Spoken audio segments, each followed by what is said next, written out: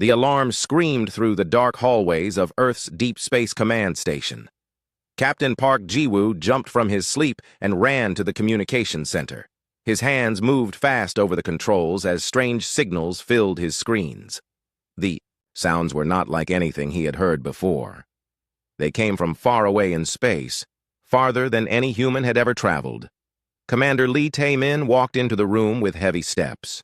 His black uniform was still wrinkled from sleep, but his eyes were sharp and ready. He looked at the dancing lights on Park Ji-woo's screen and frowned. In all his years leading the 7th Tactical Response Division, he had never seen signals like these. "What do we have, Captain?" Lee Tae-min asked as he moved closer to the screens. Park Ji-woo's fingers danced over his keyboard. Numbers and symbols filled the air above them in blue light. "Sir, this is not from any human ship or station. The pattern is too different.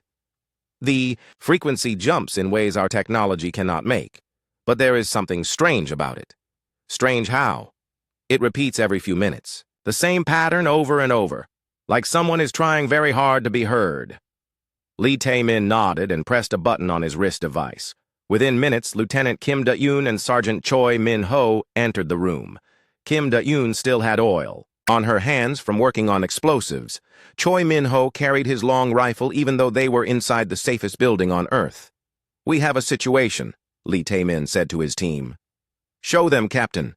Park Ji-woo played the signal again. The strange sounds filled the room. They rose and fell like music, but carried something that made everyone feel cold inside. Even Choi Min-ho, who had seen many battles, looked uncomfortable. Kim Da-yoon crossed her arms and listened carefully. "That does not sound like a normal message. It sounds like someone is crying for help." "My thoughts exactly," Park Ji-woo said. "I have been working on it for 3 hours. The signal is definitely artificial. Someone made it with technology. But the emotion in it is real. Very real." Sergeant Choi Min-ho set his rifle against the wall and moved closer. "How far away is it coming from?" "That is the scary part," Park Ji-woo answered. "Based on the signal strength and the time it took to reach us, I think it comes from outside our local star group, maybe very far outside." Lee Tae-min felt something cold move through his chest.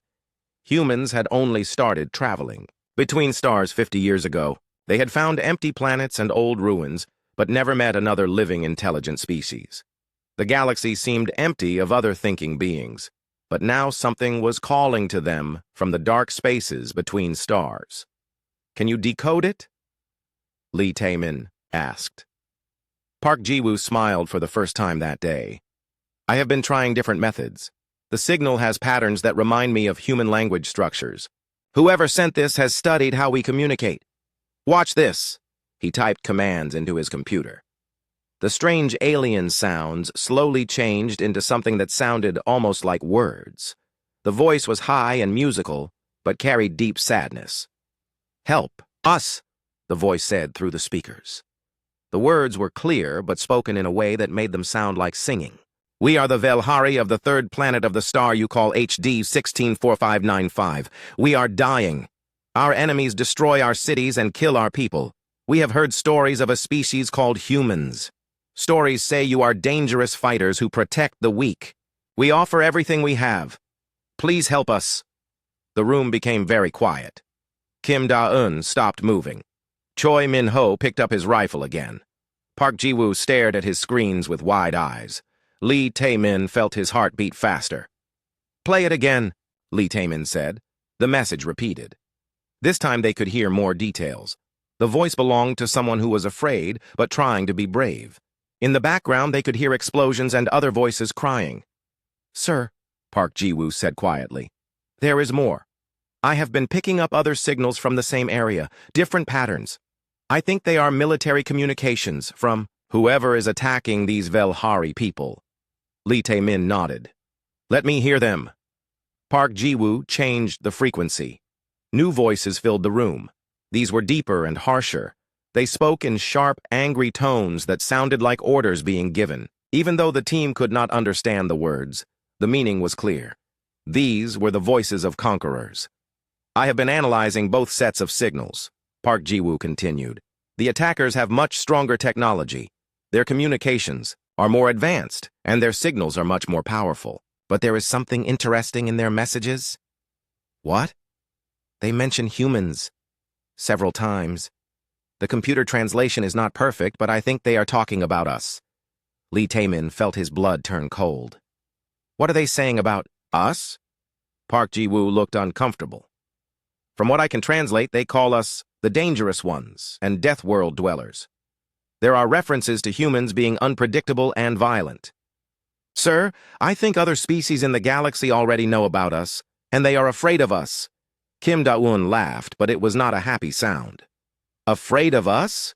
We barely have 10 starships that can travel between stars. Our weapons are simple compared to what these signals suggest. Maybe, Choi Min-ho said slowly. They are not afraid of our weapons. Maybe they are afraid of something else about us. Lee Tae-min walked to the big window that looked out at Earth.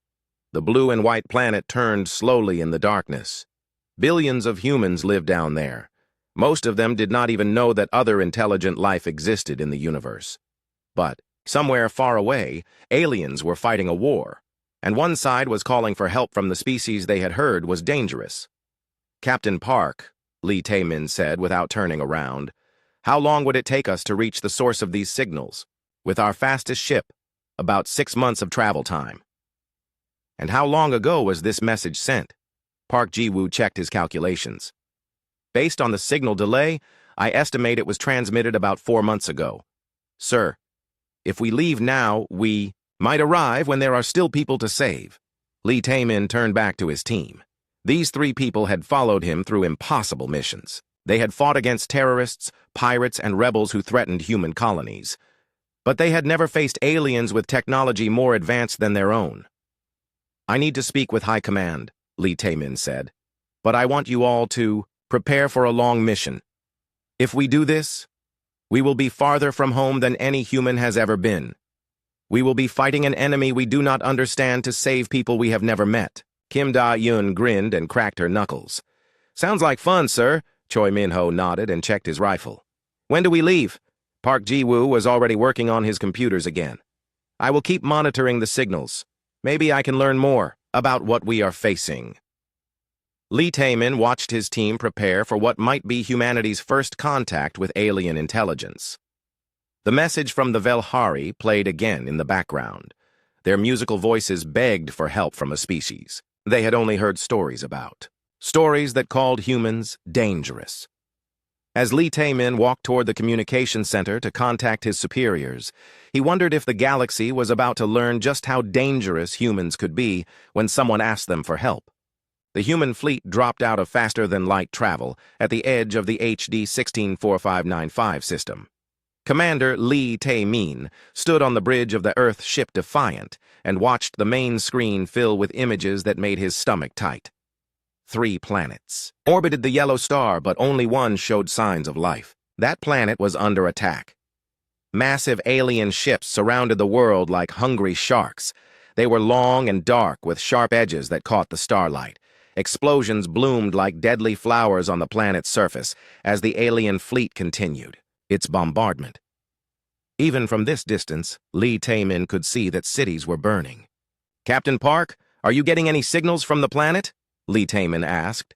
Park Ji-woo worked frantically at his station. His screens showed waves of communication traffic between the attacking ships. Yes, sir, but it is much weaker than before. I think most of their transmitters have been destroyed. Ambassador Yoon Hye-jin moved to stand beside Lee Tae-min. She was Earth's first diplomat trained to speak with aliens. Her job was to make first contact go smoothly, but looking at the burning planet, she wondered if they were too late for diplomacy. Commander, she said quietly, we need to make contact with the survivors before we do anything else. If we attack the enemy fleet without warning, we might be seen as just another group of invaders. Dr. Lim Jae-sung nodded from his position at the analysis station. As Earth's top expert on alien psychology, he had studied every piece of information they could gather about both species during the long journey. The attacking fleet follows very organized patterns. Their ships move in perfect formation, and their attacks target specific types of buildings. This suggests a highly disciplined military culture. Lieutenant Kim Da-eun checked her weapons console. disciplined or not. They are killing innocent people down there. Sergeant Choi Min-ho studied the tactical display through his rifle scope. Even in space, old habits were hard to break. Sir, I count 37 enemy ships. They have us outnumbered more than 6-1. Lee Tae-min smiled grimly. Good thing we are not planning to fight fair. The human fleet consisted of only 6 ships, but they were built for speed and stealth rather than direct combat. Earth's military had learned from centuries of fighting that sometimes the smaller force could win if they were smart enough and willing to break the rules. Captain Park, can you reach the planet's surface? Lee Tae-min asked. I am trying, sir. Wait, I am getting something. Park Ji-woo's eyes lit up as signals appeared on his screen. There is a group of survivors hiding in underground tunnels beneath what used to be their capital city. They are still transmitting, but very weakly. Put me through to them. Park Ji-woo worked his controls and nodded. Lee Tae-min picked up his communicator and spoke slowly and clearly. This is Commander Lee Tae-min of the Earth Defense Force. We received your call for help. Are you the Velhari? Static filled the speakers for several seconds. Then a voice answered in the same musical tones they had heard in the original message. But this voice was tired and full of pain. You came, the voice said with wonder. The humans came. I am Elder Thane Veltara of the Velhari Council. We thought we would die here alone. Ambassador Yoon Hye-jin stepped forward. Elder Veltara, this is Ambassador Yoon Hye-jin. We are here to help, but we need to understand the situation. Who is attacking your world? They call themselves the Kreth Empire. They have conquered many worlds across this part of the galaxy. They came to us 6 months ago and demanded that we surrender our planet and become their slaves. When we refused, they began this attack. Dr. Lim Jae-sung leaned closer to his microphone. Elder Veltara, how do the Kreth normally fight their wars? They surround a planet and bomb it until the people surrender. Then they land troops and take control. They have done this to dozens of worlds. The galaxy accepts it as normal warfare. Lee Tae-min and his team exchanged looks. Normal warfare by galactic standards seemed to involve a lot of standing around and following rules. That was about to change. Elder Veltara, we are going to help you, but our methods may seem strange. Please warn your people to stay in their hiding places for the next few hours. We understand, but Commander, you only have a few ships. The Kreth have many. Do not worry about that. Captain Park, cut the communication. Lee Tae-min turned to face his bridge crew. Here is what we are going to do. Dr. Lim, what have you learned about Kreth psychology? Dr. Lim Jae-sung pulled up his analysis on the main screen. They are extremely hierarchical. Every ship reports to the ship above it in rank. Their communications follow strict protocols, and their attack patterns are completely predictable. They have probably never faced an enemy that does not follow the same rules they do. Perfect, Kim Do-eun said with a dangerous smile. Predictable enemies are the easiest to surprise. Lee Tae-min activated the fleet communication system. All ships, this is Commander Lee. We are going to hit them fast and hard, but not where they expect it. Target their supply ships first, then their communication relays. Do not engage their main battle fleet directly. We want them confused, not angry. The human ships spread out and activated their stealth systems. Unlike the large, obvious Kreth vessels, the human ships were designed to be nearly invisible when they wanted to be. They moved through space like shadows, getting closer to their targets without being detected. Sergeant Choi Min-ho had transferred to the attack ship Thunder for this mission. As the fleet's best marksman, his job was to take out specific targets with surgical precision. He watched through his targeting scope as a Kreth supply convoy moved between the enemy fleet and a nearby asteroid field. Commander, I have a clear shot at their supply ships. Take it. Choi Min-ho fired a single torpedo. It streaked through space and struck the lead supply ship exactly where its fuel tanks were located. The explosion lit up the asteroid field and sent debris flying in all directions. The other supply ships panicked and broke formation, something their strict military protocols had probably never taught them to handle. At the same time, Kim Do-eun led bombing runs against the Kreth communication relays. Instead of the massive explosions that galactic warfare normally used, she placed small charges in exactly the right spots to disable the enemy equipment without destroying it completely. The Kreth fleet suddenly found itself unable to coordinate their attacks. The Kreth commander, General Cassathor, stood on the bridge of his flagship and stared at his tactical displays in confusion. His supply lines were under attack by enemies he could not see. His communications were failing for no apparent reason, and his perfectly organized fleet was starting to fall apart. "Report!" he barked at his communications officer. "Sir, we are under attack by an unknown force. They are not following standard engagement protocols. They hit our supply ships and disappeared before we could respond." "How many enemy vessels?" "We do not know, sir. Our sensors show multiple contacts, but they keep vanishing." General Cassathor had conquered 18 worlds using the same tactics. Surround the planet, demonstrate superior firepower, demand surrender, and occupy. It had always worked before, but whoever was attacking him now did not seem to understand how galactic warfare was supposed to work. On the planet below, Elder, Veltara, and the surviving Velhari watched in amazement as the bombardment of their cities suddenly became sporadic and uncoordinated. The Kreth ships were still in orbit, but they seemed to be having problems. "Elder," one of the younger Velhari said, "what are the humans doing up there?" Veltara listened to the strange new patterns of explosions coming from space. "I think they are teaching the Kreth that there is more than one way to fight a war." Ambassador Yun Hyejin opened communication channels to both the Velhari and the Kreth fleet. To the Velhari, she spoke words of hope and promised that help had arrived. To the Kreth, she delivered humanity's first message to a hostile alien species. "Attention, Kreth fleet. This is Ambassador Yun Hyejin representing the planet Earth and the human species. You are attacking innocent people who called us for help. We strongly suggest you withdraw from this system immediately." General Cassathor received the transmission and laughed. One small alien species thought they could order the mighty Kreth Empire to retreat. "Human vessel, you are interfering with a legal conquest under galactic law. Withdraw immediately or we will destroy you." Ambassador Yun Hyejin looked at Commander Lee Taemin and smiled. "Commander, I think they just made their position clear." Lee Taemin nodded and activated the fleet-wide channel. "All ships, the enemy has declined our generous offer to leave peacefully. Show them what humans do when someone threatens innocent people." The real battle was about to begin. The Kreth reinforcements arrived 3 days after the humans had turned General Cassathor's organized fleet into a confused mess of damaged ships and broken communication lines. War Master Dexmore commanded the new fleet from his massive battleship, Bone Crusher. He had come to restore order and teach these upstart humans how real galactic warfare worked. Dexmore studied the tactical reports with growing anger. The humans had somehow disabled half of Cassathor's fleet without engaging in a single proper battle. Their attacks came from nowhere and targeted things that should not matter in warfare: supply ships, communication arrays, maintenance facilities. It was like fighting ghosts who did not understand honor. "War Master," his aide reported, "General Cassathor requests permission to engage the human fleet in direct combat." "Denied," Dexmore growled. "The general has already proven he cannot handle these humans. I will show them how the Kreth Empire deals with troublesome species." Captain Nam Subin watched the new Kreth fleet through the sensors of her assault ship Lightning. The fresh enemy ships were larger and better armed than the original force.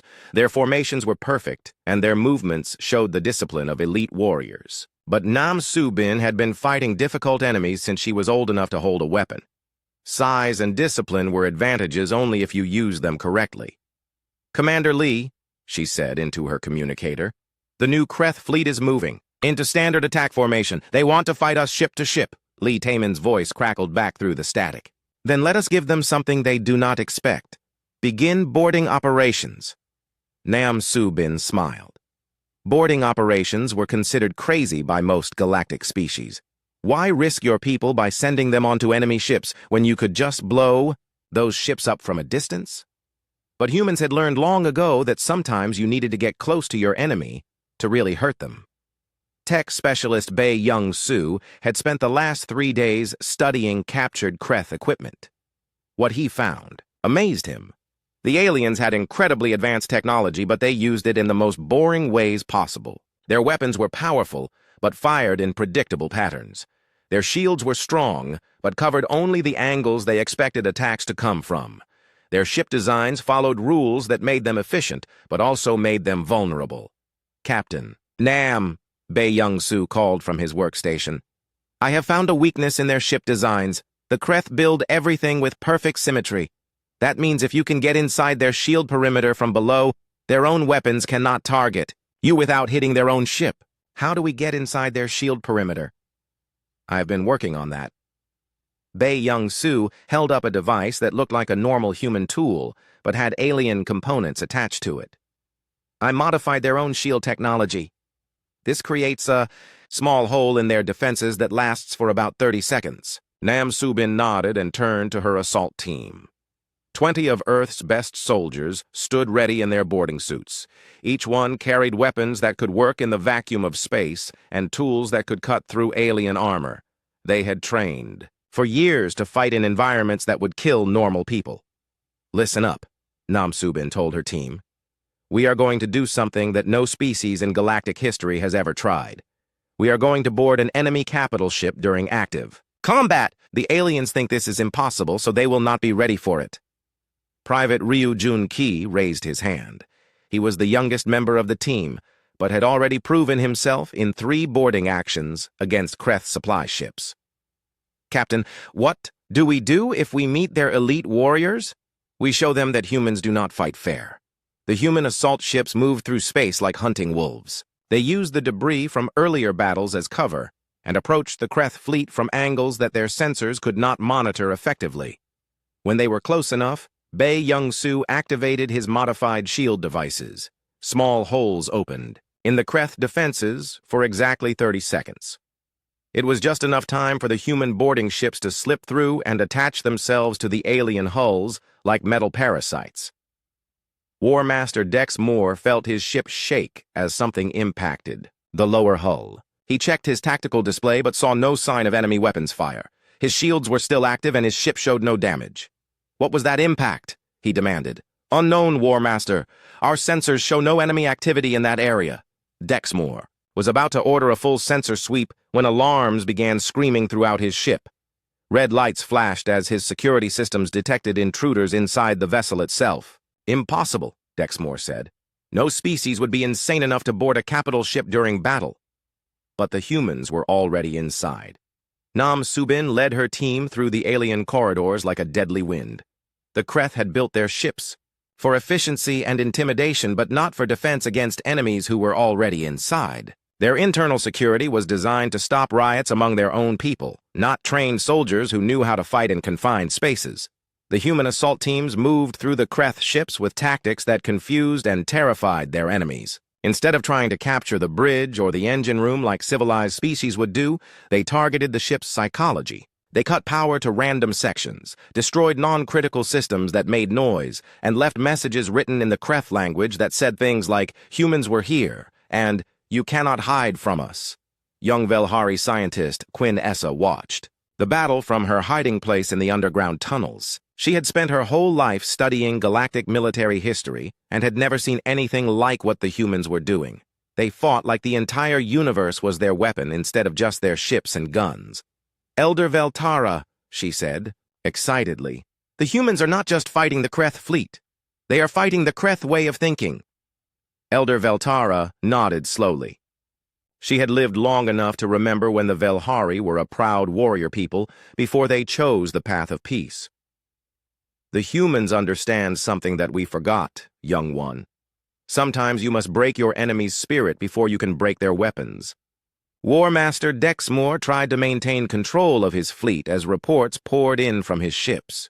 Human boarding parties were inside 6 of his capital ships. They were not trying to capture the vessels, but seemed to be playing some kind of psychological game. His warriors reported that the humans fought like demons in close combat, but then disappeared into the ship's ventilation systems before reinforcements could arrive. War Master, his communications officer reported. We are receiving a transmission from the human commander. Put it through. Commander Lee Tae-min's face appeared on the main screen. He looked calm and confident, despite being outnumbered 10-1. War Master Dexmore, I presume. I am Commander Lee Tae-min of the Earth Defense Force. Human, you will withdraw your people from my ships immediately, or I will destroy this entire system. Lee Tae-min smiled. I do not think you will do that. You see, my people are not just inside your ships. They are learning how your technology works. In about 6 hours, we will know everything about your weapons, your shields, and your tactics. But more importantly, we will know how to turn them against you. Dexmore felt a chill run through his body. The humans were not just fighting for victory. They were fighting to understand their enemy completely. What do you want? Dexmore asked. I want you to face me in single combat. Winner takes the system, Dexmore laughed. Single combat was an honorable tradition among the Kreth. It would give him a chance to restore his reputation and show the galaxy that the Kreth Empire could not be humiliated by a small group of primitives. I accept. What are your terms? We fight in zero gravity using improvised weapons. No armor, no shields, just skill and determination. The terms were unusual, but Dexmore was confident in his abilities. He was a trained Kreth warrior who had killed enemies in personal combat on a dozen worlds. One human could not possibly defeat him. Agreed. Prepare yourself to die, human. Lee Taemin's smile grew wider. War Master, you have no idea what you just agreed to. The stage was set for a confrontation that would change how the galaxy thought about warfare. But neither side knew that the real battle would not be fought with weapons or tactics. It would be fought with ideas that could transform entire civilizations. The humans had come to answer a distress call.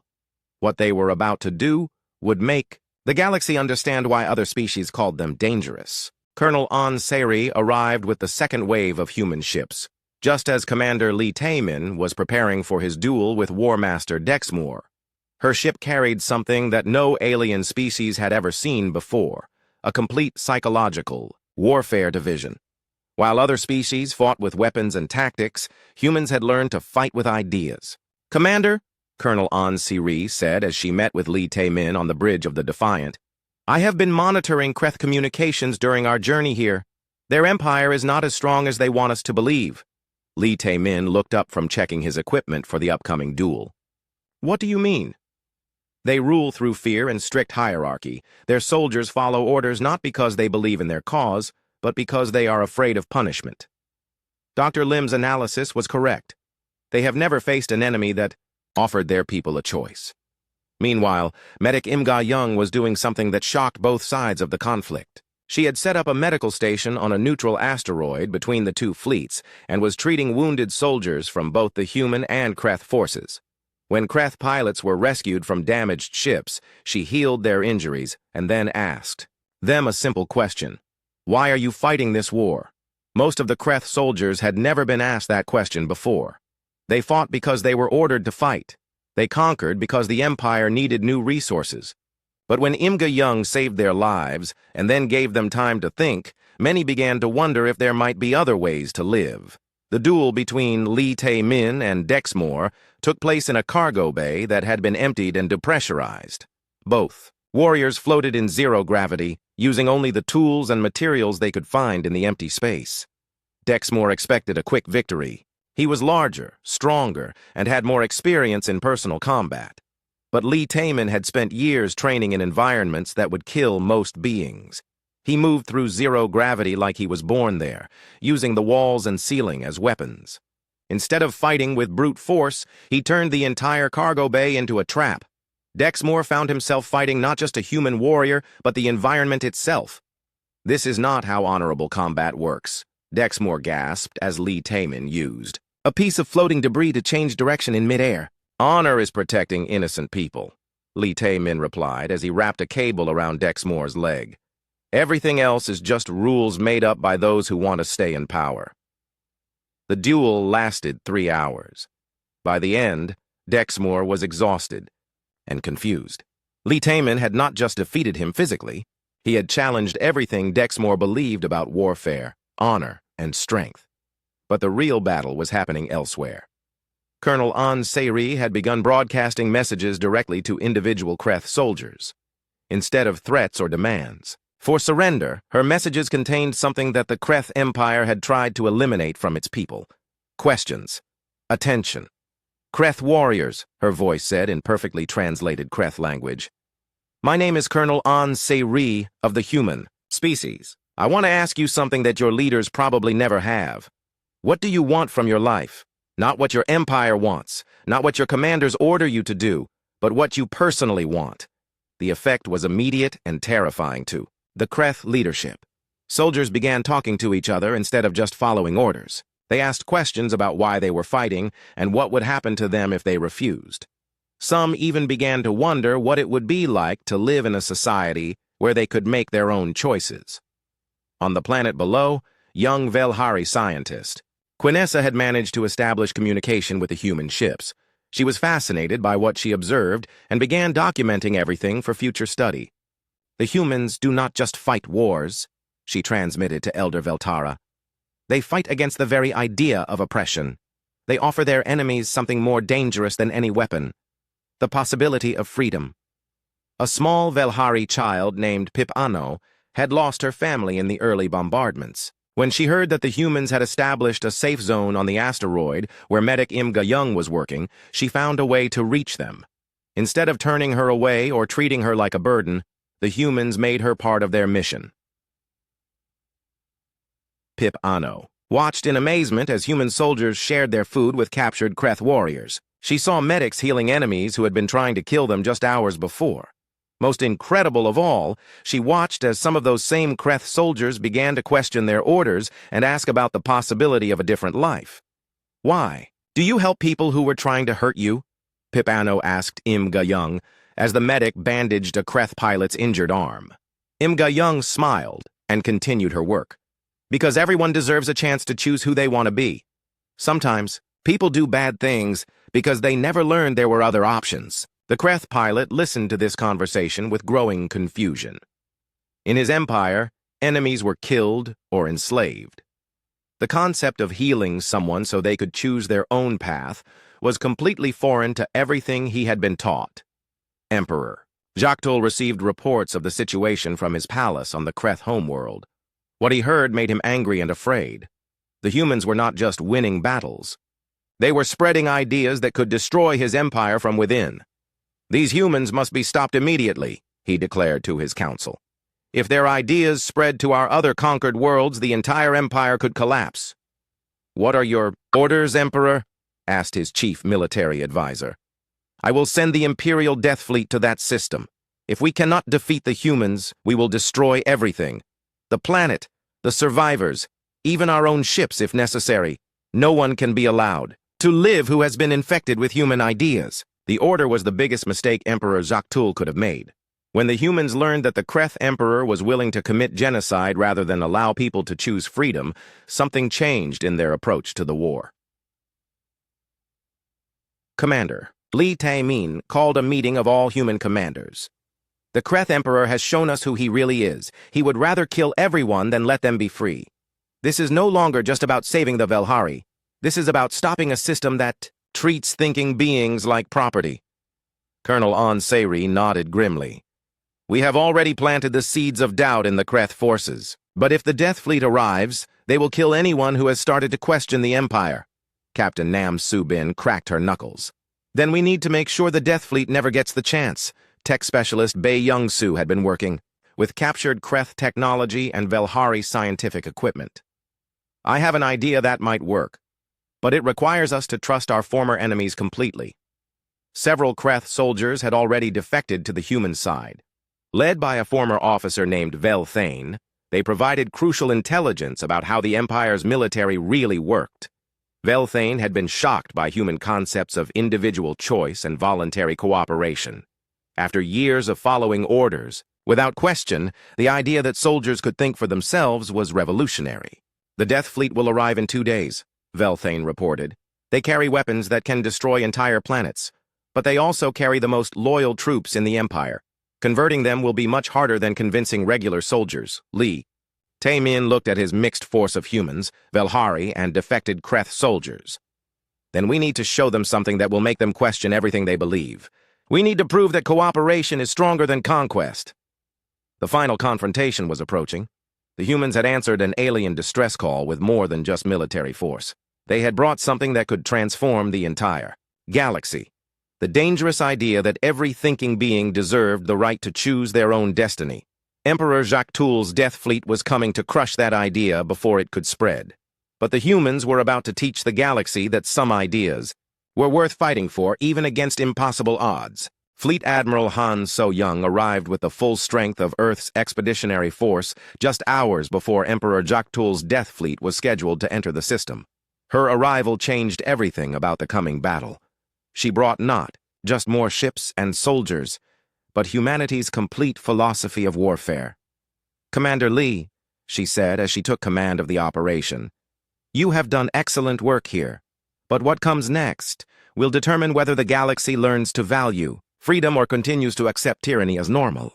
The death fleet that emerged from faster-than-light travel was a sight that struck fear into the hearts of most species.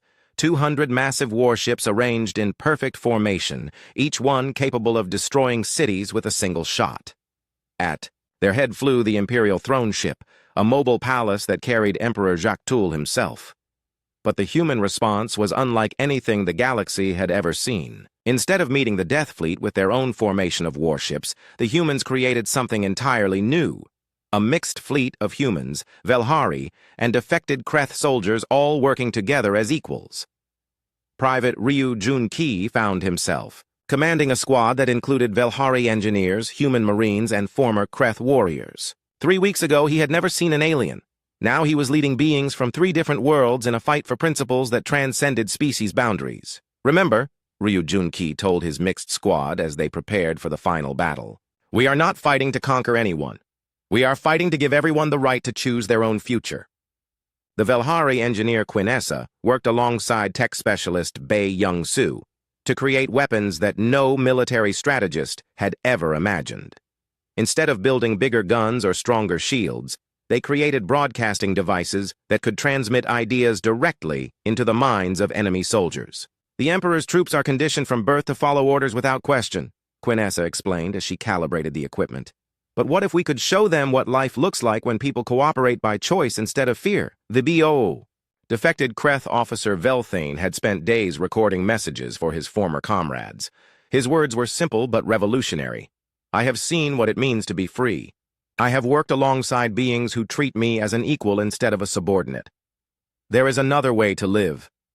Emperor Jaktul stood on the bridge of his throne ship and prepared to deliver the killing blow that would end this rebellion before it could spread to other worlds.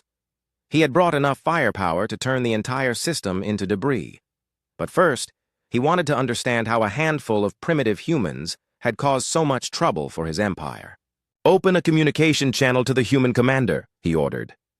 Fleet Admiral Han So-young appeared on his screen. She looked calm and confident despite facing odds of 30 to 1. "Emperor Jaktul, I presume. I am Fleet Admiral Han So-young, of Earth's Defense Force. Human, you have interfered with the natural order of the galaxy. The strong rule the weak. That is how civilization works. Your chaotic ideas about individual choice and cooperation will lead only to anarchy and suffering." Han So-young smiled. "Your Majesty, we have a different definition of civilization.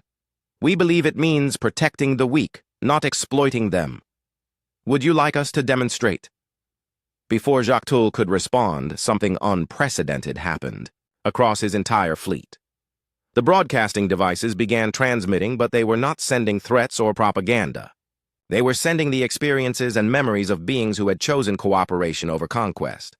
Kreth soldiers throughout the Death Fleet suddenly saw through the eyes of Velhari families working together to rebuild their cities. They experienced the feeling of human soldiers sharing their rations with former enemies. Most shocking of all, they felt what it was like to make decisions based on personal conscience instead of orders from above. The effect was immediate and irreversible. Soldiers who had never questioned an order in their lives began asking their officers why they were fighting. Officers who had spent years climbing the military hierarchy started wondering if there might be better ways to organize society. "What are you doing to my fleet?"